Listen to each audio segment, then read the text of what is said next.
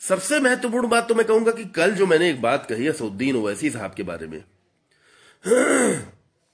उसको समझिए। असदुद्दीन ओवैसी अब डाउन नहीं होंगे ना, अब होना भी नहीं चाहिए, क्योंकि अखिलेश यादव ने अपने पैर पर कुल्हाड़ी खुद मारी है, असदुद्दीन ओवैसी ने नहीं मारी। यहां पर मैं आज असदुद्दीन ओवैसी की हजार बार तारीफ करूंगा कि उन्होंने खुद आगे बढ़ के, उन्हें लगा कि अखिलेश यादव उत्तर प्रदेश के मुख्यमंत्री के तौर पर सबसे मजबूत चेहरा है और समाजवादी पार्टी मुस्लिमों की पक्षधर रही, तो असदुद्दीन ओवैसी ने बिना हिचक बिना संकोच किए खुद आगे एक कदम बढ़ा दिया। 100 सीटें और उप मुख्यमंत्री वाली बात बड़े सहज अंदाज में, ऐसा कोई जो निर्भीक राजनेता होता है, जो खरा बोलने वाला होता है, वही करता है। तो असदुद्दीन ओवैसी ने खरा बोल दिया शुरुआत में, ठीक है। हालांकि वो थोड़ा जल्दबाजी कर गए, थोड़ा राजनीति की रणनीति कहती कि पहले लोहा को गर्म करो तब चोट करो। अब देखिए, मैं आपको एक खबर दिखाता हूं, इस खबर को देखिए। पूर्व विधायक समेत राजभर समाज के लोग भाजपा में, और इधर हरिशंकर तिवारी के दोनों बेटे समाजवादी पार्टी में शामिल। ठीक, तो यहां इसका क्या असर होगा, कुछ बहुत बड़ा महत्व तो नहीं होना है, मैं जानता हूं इस चीज को अच्छी तरह, क्योंकि राजनीति के मैदान में जिनकी अब कहीं कहीं कोई पूछ नहीं हो रही है वो लोग आते हैं। लेकिन यहां पर एक बयान पढ़ने वाला है, ओम प्रकाश राजभर वोट बेचवा, अनिल राजभर बयान दे रहे हैं। प्रदेश सरकार के मंत्री अनिल राजभर ने सुभाषपा अध्यक्ष ओम प्रकाश राजभर पर तल्ख टिप्पणी की है। उन्होंने कहा कि ओम प्रकाश राजभर महाराजा सुहेलदेव के नाम पर पार्टी बनाकर समाज और महाराज सुहेलदेव दोनों को धोखा दे रहे हैं, समाज को ठगने और बेचने निकले हैं। ऐसा वोट बेचवा समाज का कभी भला नहीं कर सकता है। भाजपा के पूर्व प्रदेश अध्यक्ष डॉक्टर लक्ष्मी वाजपेयी ने कहा कि सपा बसपा कांग्रेस, ये बाकी बातें अलग हैं, लेकिन यहां पर मैं आपको एक खबर में खास बात दिखा रहा हूं। पूर्व विधायक काली चरण राजभर, पूर्व महाराजा सुहेलदेव के वंशज मोलू राजभर सहित राजभर समाज के कई नेताओं ने भाजपा का दामन थाम लिया है। सुहेलदेव के वंशज, महत्वपूर्ण बस ये है, सुहेलदेव के वंशज ने भारतीय जनता पार्टी का दामन थाम लिया, और अखिलेश यादव असदुद्दीन ओवैसी को साफ साफ डिनाई कर गए। अब ओवैसी साहब हाथ में जल्दी आएंगे नहीं, सीधी सी बात है। क्यों, इस बात को मेरी समझिए। एक तरफ है उत्तर प्रदेश का चुनाव 2022 और दूसरी तरफ है 2024 का केंद्रीय चुनाव। आज एआईएमएम पार्टी की पहचान सबसे बड़ी केवल इसलिए है क्योंकि असदुद्दीन ओवैसी सांसद हैं और संसद में बहुत मुखर होकर बोलते हैं।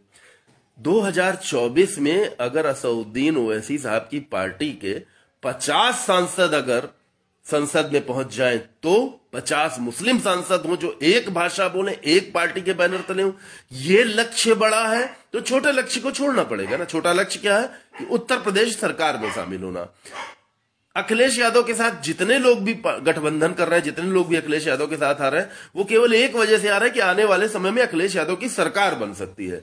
लेकिन ये भारतीय जनता पार्टी है। अखिलेश यादव खुद अपने मुख से कहते हैं कि सत्ता के लिए भारतीय जनता पार्टी कुछ भी कर सकती है। तो छठे साठ्यम समाचरित, कौन सी रणनीति, साम दाम दंड भेद, कौन सी नीति चलेगी, ये सारी नीतियां हमारे इतिहास में, हमारे पुराने चीजों में वर्णित हैं। अब आप समझिए होने क्या जा रहा है। मैंने कहा था ना कल कि आएंगे तो योगी ही ओवैसी के साथ। अब अगर अखिलेश यादव ने असदुद्दीन ओवैसी से पोलाइटली आगे बढ़कर के खुद बात नहीं की, तो ये अखिलेश यादव के लिए सच में बहुत बड़ा नुकसानदेह हो जाएगा। सच में हो जाएगा ये बात। इसका एहसास मुझे क्यों है, क्योंकि मुस्लिमों की एक चीज समझ में आ गई है कि सरकार चाहे जिसकी भी बनी हो, भ्रष्टाचार कहीं न कहीं से सरकारी विभागों में चलता ही रहता है। तो मुस्लिम जो है वो अपने अस्तित्व के लिए खड़ा होने लगा कि मेरी पहचान, मेरा अपना लीडर कौन, मेरा अपना लीडर कौन, इसको समझिए।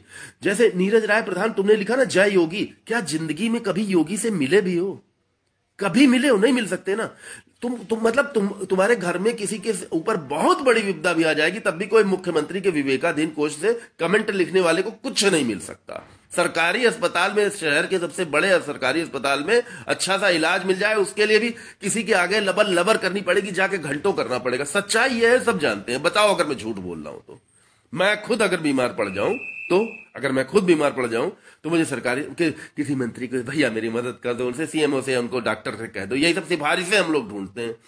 तो आने वाला समय हम, आप देखिए जनता क्या चाह रही है। चाहे किसी का भी कोई चिलांडरू अंधभक्त हो, लेकिन जनता ये चाह रही है कि सरकारी सिस्टम हमारे लिए ठीक से काम करे। सरकारी सिस्टम तो आज तक किसी भी सरकार में ठीक से काम नहीं कर पाया है, किसी भी सरकार में ठीक से नहीं काम कर पाया है। तो इसको समझने की आवश्यकता है। 100% एक बात सच्ची निकल के सामने आ रही है कि जो नीरज तुमने लिखा ना, आएंगे तो योगी, सच में आ सकते हैं योगी जी फिर से अब। क्यों? क्योंकि असदुद्दीन ओवैसी बी टीम नहीं है। बी टीम मान लो, भारतीय जनता पार्टी अगर दुनिया की सबसे बड़ी पार्टी है तो क्या मुसलमानों की पार्टी दूसरे नंबर पे सबसे बड़ी पार्टी नहीं होनी चाहिए? होनी चाहिए ना। देश में आबादी सबसे बड़ी दूसरी किसकी है? हिंदुओं की है। उसके बाद सेकंड नंबर पे मुस्लिमों की है। तो दूसरी सबसे बड़ी पार्टी कौन सी होनी चाहिए? मुस्लिमों की पार्टी होनी चाहिए। कौन सी पार्टी है मुस्लिमों की? कोई है ही नहीं, कोई है ही नहीं। असदुद्दीन ओवैसी के माध्यम से अगर पूरे देश के और पूरे विश्व में मुस्लिमों को एक चेहरा मिल रहा है तो उस चेहरे को डाउन क्यों करेंगे? इसका जवाब दीजिए। उसको डाउन क्यों करेंगे? और उसको उठाने का काम तो मैंने एक हिंदू होकर के किया, हिंदू ब्राह्मण होकर के। क्षितिज द्विवेदी का एक फोन कॉल आया, मुझे बहुत अच्छा लगा।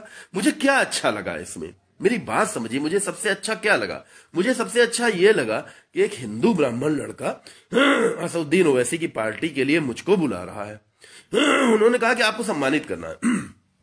पार्टी का कोई कार्यक्रम था, मुझे इस बारे में मालूम नहीं, क्योंकि पार्टियों के कार्यक्रमों में मैं नहीं जाता हूं। किसी भी पार्टी के कार्यक्रम में नहीं जाता हूं।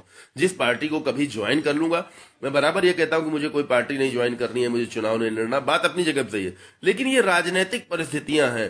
कल को कोई व्यक्ति अगर मुझको बहुत पसंद करता है, वो कहता है कि आपके विचार अच्छे हैं, मैं आपको अपने पास ले, तो हम बदल भी सकते हैं, किसी पार्टी में जा भी सकते हैं, अगर मुझे पूरा सम्मान मिले, पूरी बात हो तो। मतलब मैं छोटे लेवल के नेताओं के साथ बैठकी करने वाला बंदा नहीं हूं। छोटी छोटी बातें, इलाकाई बातें करने वाला बंदा मैं नहीं हूं, 100% नहीं हूं, क्योंकि मेरे पास अपने 40 साल के अनुभवों का खजाना है बहुत बड़ा।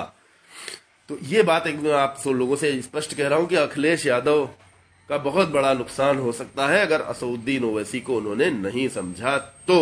एकदम स्पष्ट खुली बात मैंने आज की है ये। बाकी बातें आपसे बाद में करूंगा।